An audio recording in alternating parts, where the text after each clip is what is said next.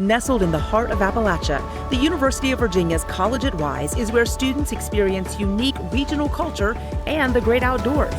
UVA Wise, empowering students to learn and lead in their communities and the world.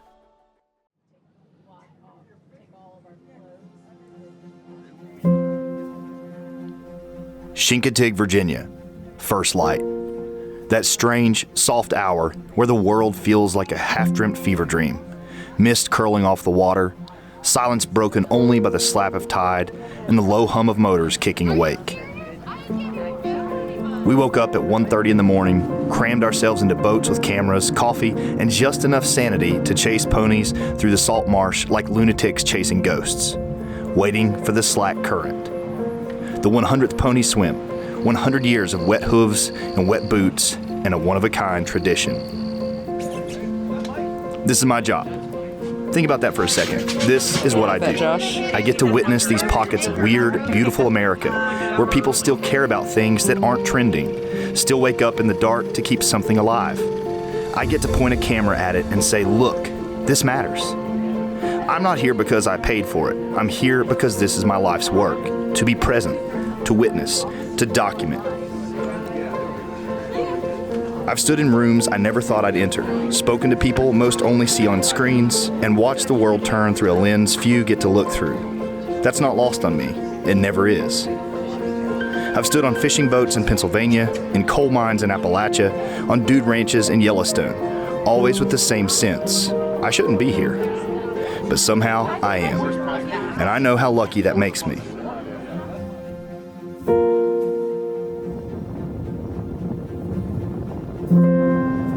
And yeah, our PBS funding's been gutted, the political noise is loud, and it makes the future appear uncertain.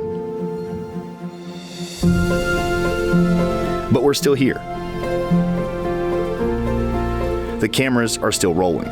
We're still climbing into boats in the dark, still rolling tape when everyone else is dreaming, because storytelling still matters. We're not gone.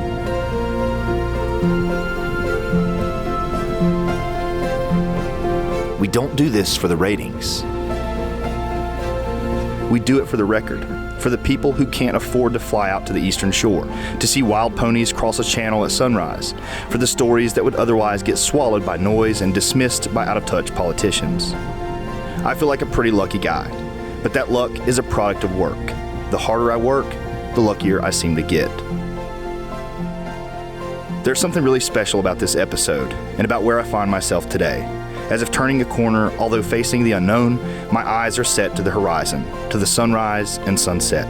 Come what may, I choose a life of love, story, and adventure. This isn't glamorous, it's not easy, but it's real.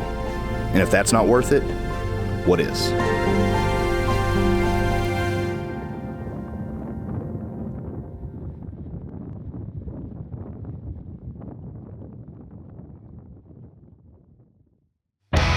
They say the place you're from shapes you. Maybe it defines you. I've always thought you can't really understand yourself until you understand where you come from. I'm Josh with PBS Appalachia. In this series, I'm going from town to town, exploring the places people still call home, their hometowns. From Appalachia to the rest of the country, I've found we share more than we think. But it's the details, the food, the voices, the pride and traditions that make us different. This isn't a story told from New York or LA. It comes with roots embedded in Southwest Virginia, an often overlooked, misunderstood corner of the map. That perspective matters because the character of America doesn't just live in its big cities. It's the small towns, the back roads, the kitchens, and the bars where people gather. That's the lens I bring to this journey, because the character of America isn't written in headlines. It's lived in neighborhoods, on porches, at kitchen tables. And this season, we're pushing past borders, into communities far from here, into new towns, new kitchens, new homes, searching for what home means here and everywhere.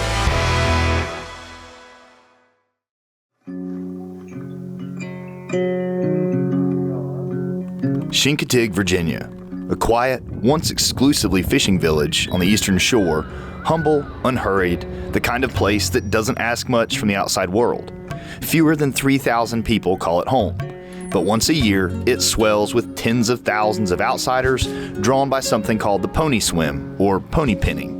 Half tradition, half spectacle, equal parts small-town pride and pageantry. I came here because my partner grew up in this place. Her stories of saltwater cowboys, wild ponies, and a community that somehow feels hidden in plain sight made me curious. This was a corner of Virginia I hadn't really considered before, and that was reason enough. I had to see it for myself. And what better place to start than with a multi-generational saltwater cowboy? Yeah, the Eastern Shore is great. It gets left out on a lot of Virginia maps because it's not like connected, but it's part of it. And we're proud to be part of Virginia. So. Now, are you a lifetime Chincoteaguer? Yeah, I've always been here. Wouldn't want to live anywhere else. Yeah. So your family go back a ways here? Long time, yeah, all the way back to 1600s. 1600s. Yeah, it's crazy. A lot of people have heard of the pony swim, but have no idea who does it, why it's done, anything like that. They just know that it occurs. And so 100 years ago, in 1925, our town had experienced 2 major fires, and a group of men got together and said, look, we need to start a fire department. And so they began thinking about ways to fundraise, and they actually ended up taking a tradition that had been pony pinning that had been going on since the 1700s.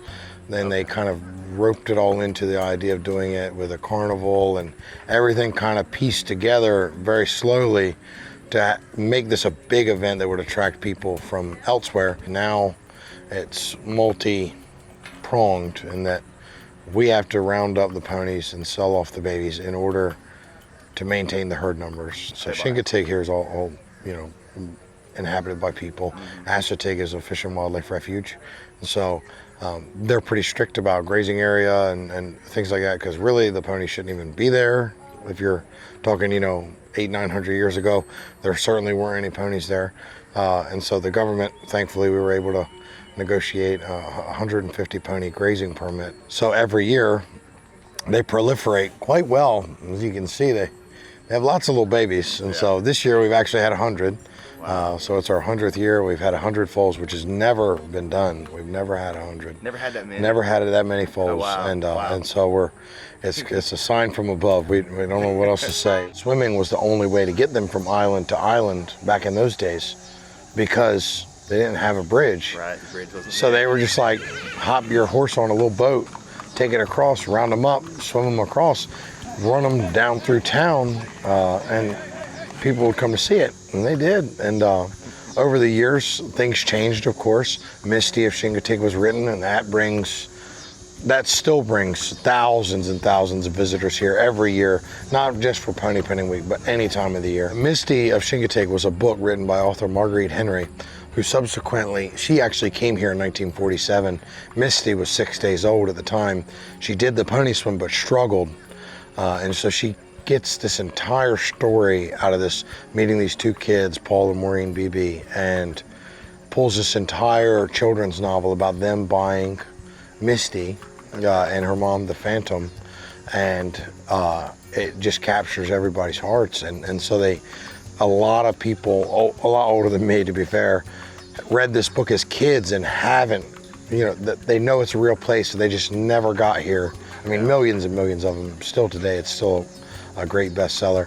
And then they come here and they experience this, and it's just like a dream thing for them. Something they saw and dreamt of as kids actually coming true. Right out of the book, exactly. And they turned it into a movie? Yeah, in the 60s, they turned it into a Hollywood motion picture. Became a very big thing and a big reason as to why we are as successful as we are, and a tourist destination. Yeah. So you have that to thank as well. I've heard the stories. Misty of Chincoteague, part fiction, part folklore, all wrapped up in Marguerite Henry's words. My partner grew up with it, Hunter too. Like a hometown myth everyone here knows by heart. So I wanted to see the ranch, or at least what's left of it, to understand how a small horse, made famous in the pages of a children's book, could still cast such a long shadow over this island. A story so powerful, it became part of the place itself.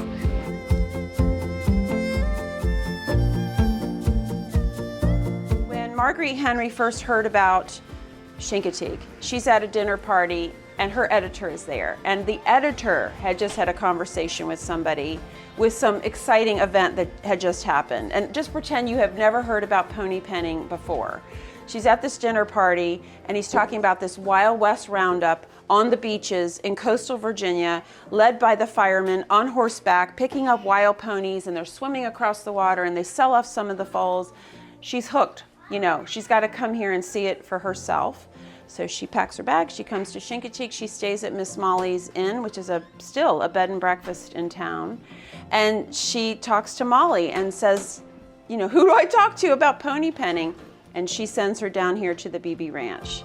She said, you know, Grandpa Beebe, Clarence Beebe, he's the stockman. He is the voice of the ponies. He's like the horse whisperer on Chincoteague. He is an expert. He owns a lot of ponies. He actually owned more ponies than the fire department. Go down and meet him. So she comes on down here to meet Clarence and his wife Ida Beebe. She meets two of his many grandchildren, Paul and Maureen. They're living here on the property with them. And meets this brand new pony, this little cute filly named Misty, and that's it.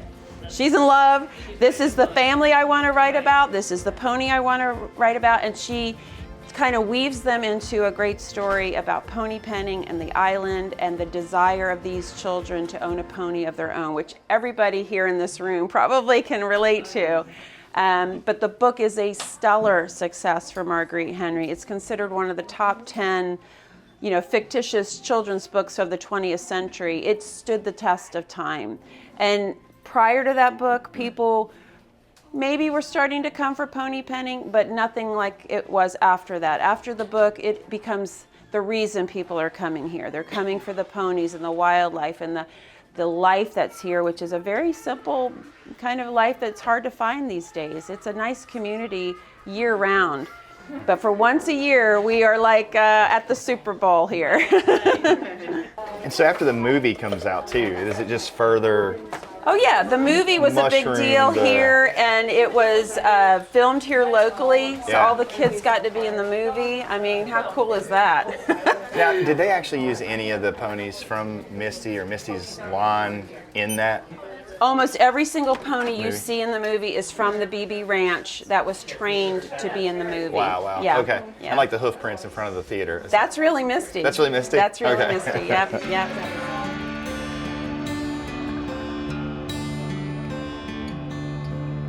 So with the ponies, you said penning had been going on since the 1700s? Yeah, they don't really, so nobody here knew how to read or write, but they started out as livestock. That's what my family came here as. We were livestockmen, and cattle and sheep were the primary livestock animals at the time. Ponies were not really considered useful, and so what they would do is round them up and sell them off. Again, they were good at proliferating. They can reproduce rather quickly. So what happens is that they would start rounding them up and selling them off on the mainland, nonetheless, which is, I don't even know how they did that back then, but they did. The ponies have been here for centuries. How they got here, shipwreck, settlers, myth, depends on who you ask. It doesn't really matter though, they're here. And because they're here, millions of people have projected their own stories onto them. I've seen grown women crying, clutching Misty books like scripture, overwhelmed by the idea of these ponies. And that's the genius of Marguerite Henry and how she captured this place. And that's the power of story. It shapes reality. This year marks 100 years of the pony swim. A record 100 foals were born, and one sold at auction for over $100,000. Not bad for horses that live on saltgrass and marsh water. They're wild, but not abandoned. Over time, they've adapted, bigger organs, tougher stomachs, able to thrive on salt and scarcity. That, combined with a more hands-on approach to their management, efforts such as crossbreeding to enhance herd genetics, launched by Hunter's grandfather, Donald Leonard, decades ago. Along with vet care, the herd is healthy and thriving. Soon I'll get to see the swim myself, but first, I want to explore life around the island.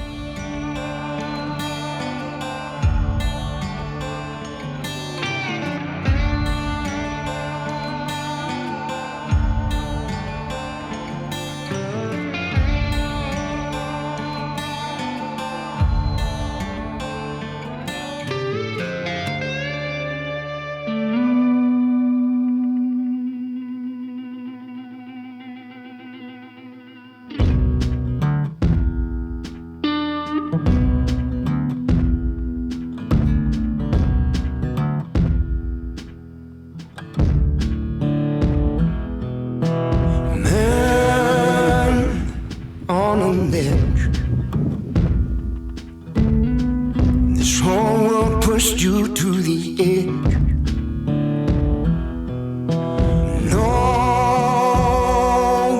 Nobody knows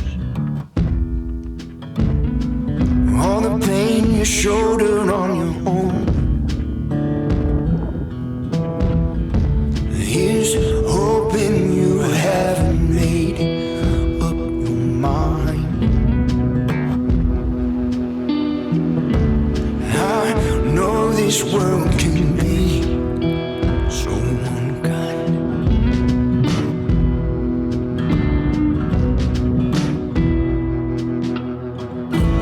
There's another way down. Turn around. Come with me inside. Listen to the sound of my voice. It's alright. It's okay. You're gonna live to fight another day.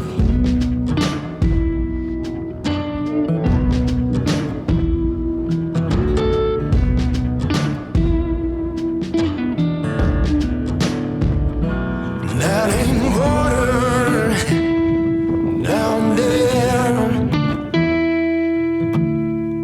A man can't fly on his own through thin air. It's cold concrete. Chincoteague was once almost exclusively a fishing village. Small, unassuming, built on the tides. Commercial fishing isn't what it once was, but I wanted to know what's left of that life. That's how I met Ray. He first came here as a teenager, fell in love with the rhythm of the place, and never really left. He started out working the water, hauling oysters, then hustling shrimp out of the back of a pickup on the side of the road. Now, he's got a seafood market and restaurant that tourists and locals alike line up for. It's a destination in its own right. A family business built with his own hands, employing his kids and grandkids.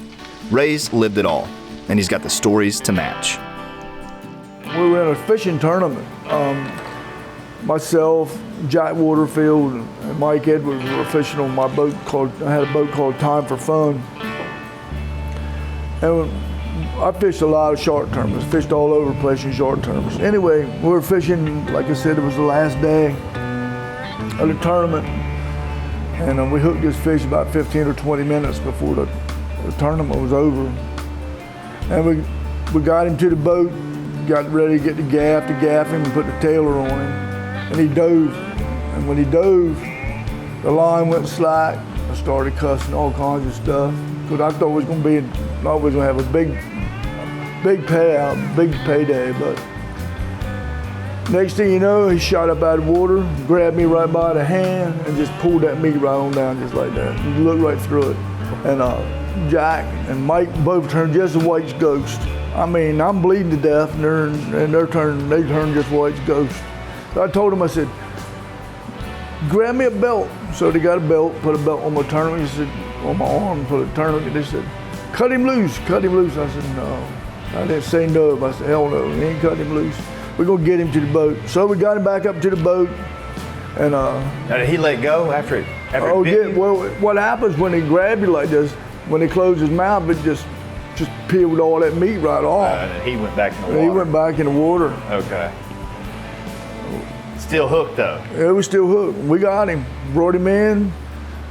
We had it out on a marquee, so come get a piece of the shark, got a piece of me.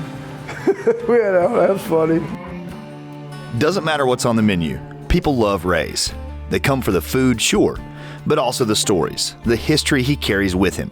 But fishing isn't the only work around here. If you want to live on this island, you likely work multiple jobs, or you build something of your own. That's just how it is. And the Chincoteaguers at heart don't seem to mind. This store we're in now is my wine shop. Have some gourmet stuff and some coffee. This is the second store I've owned. I actually started with a jewelry store in here that I've now moved through the doorway over here. That one I've had for 20 years. I started actually with my mom and had my daughter the first year. Really wanted to be able to have my kids that work with me. I knew I wanted to work and be creative. for locals, the off-season is our favorite time. Well, maybe not everyone's, but September, October, we still have gorgeous weather. We have really special Christmas events all the way through the holiday season. Okay. So, yeah, it's just a really nice place to be. And then it's really just 2 months out of the year that I'd say it's kind of totally dead. January and February, we slow down a lot. But then come spring, we really need to like renew, refresh, and be ready. Once spring break and Easter hits, we need to be rolling and good. Yeah. And I think we all really want to preserve the charm here. We get that a lot, that compliment. Like the old town charm here is just, that part hasn't changed, you know. Right. You get smiles, you get eye contact, you get a connection, and I think when you go other places, you don't get as much.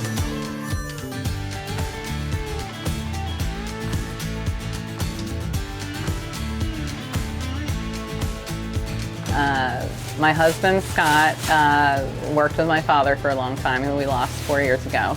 My dad started Daisy's Island Cruises. He actually started Island Cruises and then bought another little tour company that became Daisy's Island Cruises.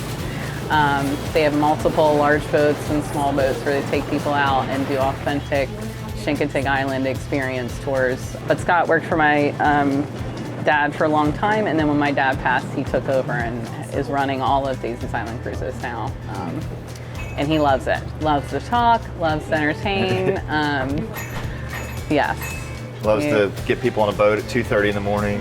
He does, yes. Here we go. Yes, he is full of adventure spirit, never stops moving. But yeah, he'll be a wealth of information when he takes you out there. So did you grow up in Chincoteague? No, I'm a come here, so I was actually in the Coast Guard for quite some time, and then I ended up going reserve because my wife told me to get out. So I got out of the Coast Guard and I went in reserve, and then I did that. So, anyways, when I first joined the Coast Guard, I ended up in Chincoteague. My brother was actually here, so it was kind of funny because I didn't even hear about this place till the Coast Guard. And how long ago was that? 22, 23 years ago. Okay. Like that, yeah. Okay. So, at what point does a come here become a? Oh, you don't. Oh, okay. Yeah, no, there is no. You don't get into the good old places. Even if you marry into it, or? It doesn't matter. Man. It doesn't matter. You're always going to be slightly on the outside of it. Yeah. You know? But that's all right. That's all right. I mean, she's got a good end. This is the lifeblood of. Well, yeah. I mean, I would say as far as the tourist industry goes, it would be the lifeblood in the attraction of people. But So this isn't your first rodeo. How many of these have you done? Well, because COVID messed it up, I did 14 as a captain, and I've done 21 out here beyond that, because I would come home for this, you know? Yeah. They call this, a lot of people call this Chincoteague Christmas, because it's where all the people come home, you know? More people come home for this than they come home for Christmas around here.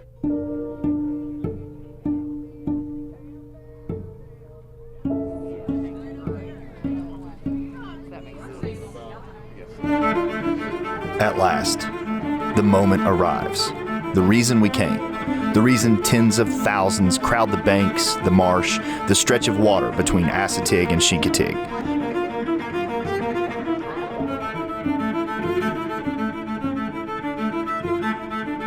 Months of planning, years of tradition, a century of expectation.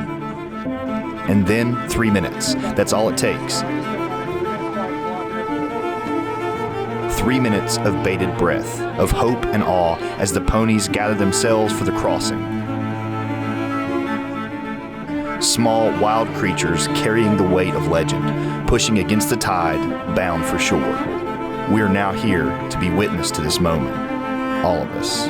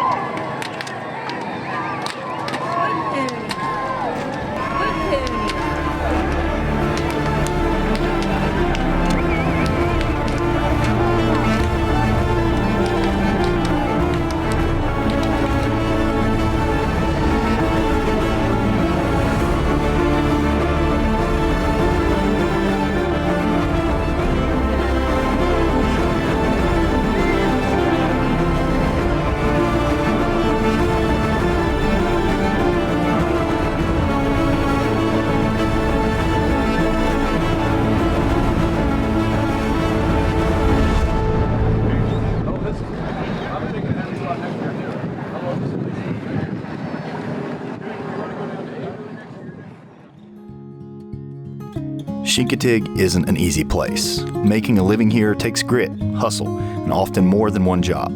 But people stay, out of love, out of pride in their heritage, in the water, in the ponies that have become part of who they are. What struck me most wasn't just the spectacle of the swim or the mythology of Misty.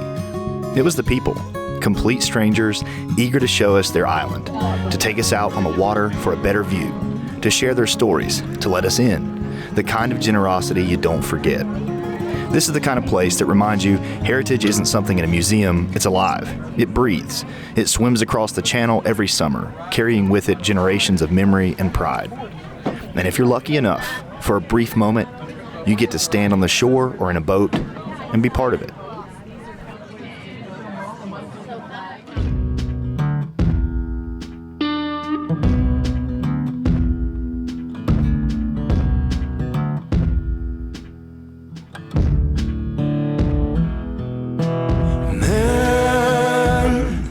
On a ledge,